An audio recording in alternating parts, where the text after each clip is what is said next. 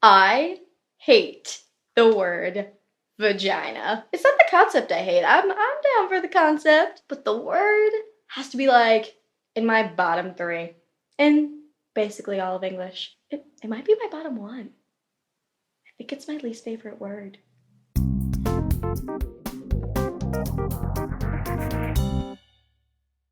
Hey humans, I'm Amanda Montell, and this is The Dirty Word, where sex and language get it on. Today, we're gonna be talking about the word vagina, why that word sucks, and how we can fix it. There are a bunch of words in English that are hated fairly universally. Moist. Uvula. Often we find these words gross, not only for the way they sound, but also for the way they make us physically feel. And there's actually a linguistic, scientific reason for what makes a word rub us the wrong way. Now, vagina.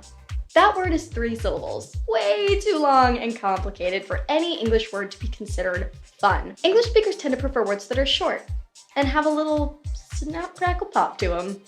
Like the words snap, crackle, and pop, for instance. Or like the word dick or cock. But vagina carries on way too long and requires far too much physical work to say, which in turn kind of makes the vagina itself seem overly complicated and not very fun.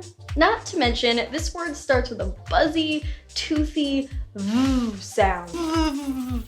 I hate it. I don't know about you, but when I was a little kid, I thought this word was pronounced vagina with a B, because vagina opens with a nice plosive B. It's got that snap, crackle, pop, and that's the way I said it till I was like 8. But on top of all this, there's also a ton of cultural baggage that we associate with the word vagina, and this is what really makes it unfortunate. The word vagina makes people feel uncomfortable because female sexuality makes people feel uncomfortable. It's the same reason why the MPAA censors films that depict female sexual expression and pleasure in a way that doesn't really apply to dudes. That double standard actually goes beyond movies though. In fact, it goes beyond images altogether.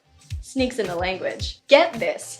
Television high roller Shonda Rhimes told the New York Times a few years ago that Grey's Anatomy execs put a strict limit on the number of times the word vagina was allowed in a single episode. There were no such restrictions on the word penis. In fact, penis appeared 17 times in one episode of Grey's. But when Shonda Rhimes tried to get the word vagina in there 11 times, and this is a medical term, people, the higher-ups wouldn't have it. So, as a solution, Shonda Rhimes introduced the word vajayjay. Everybody started using it. Oprah, moms, everybody. Because vajayjay was a female-invented word that felt like it belonged to women. Plus, the sound of the word was friendly. That repetition of JJ is kind of reminiscent of baby language, you know, like goo goo, gaga. And that made it sound cute and welcoming, unlike words like cunt or twat, for example, which obviously also have been contaminated by some pretty negative shit. Still,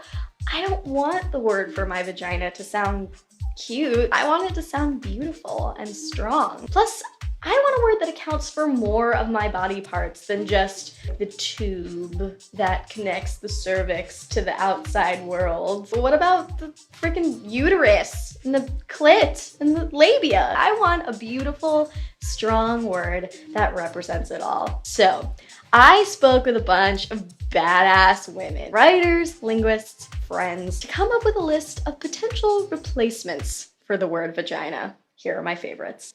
The galaxy, the complex, the palace, Puka, sheep, Pikachu, the Vagina, Freya, Peach, Plus. Thank you all so much for watching this episode of The Dirty Word, and I want to know what you think. Do you also hate the word vagina? What word would you prefer?